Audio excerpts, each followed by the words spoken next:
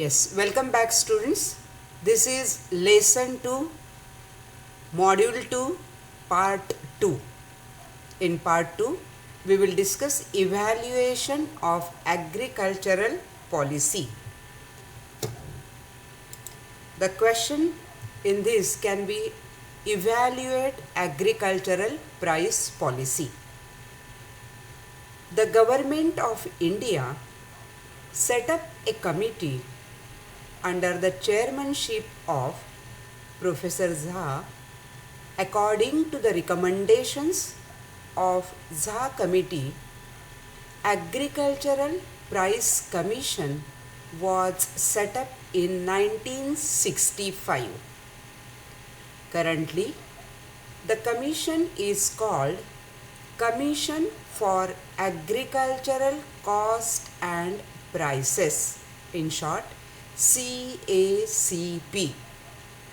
The commission is expected to determine and announce administered prices on a yearly basis. Government announces 3 types of administered prices, that is minimum support price, procurement price and statutory minimum support price. The working of agricultural price policy has certain limitations, and they are: number 1, difficulty in deciding fair prices. Difficulty in deciding fair prices. The most controversial issue has been what constitutes a fair price. In case of monopoly procurement, it was not easy to determine the fairness of administered prices. Second, no integration between different criteria in determining the procurement prices. The Agricultural Price Commission considers various criteria. They were never integrated into an objective model to compute the price. Third, benefits to large farmers.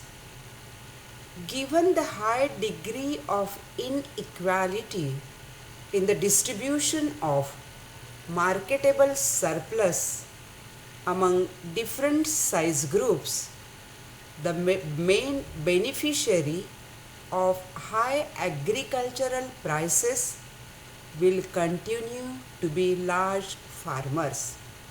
Next, mounting fiscal deficit.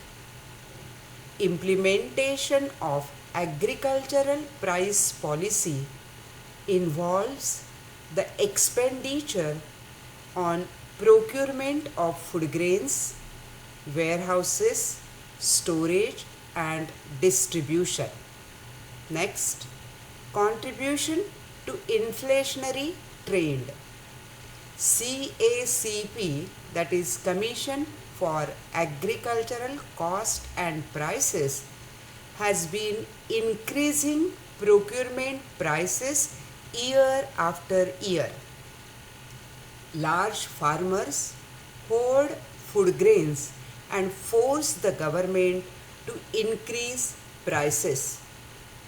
Next, impact on rural poor. The benefits of prices hardly go to the poor farmers.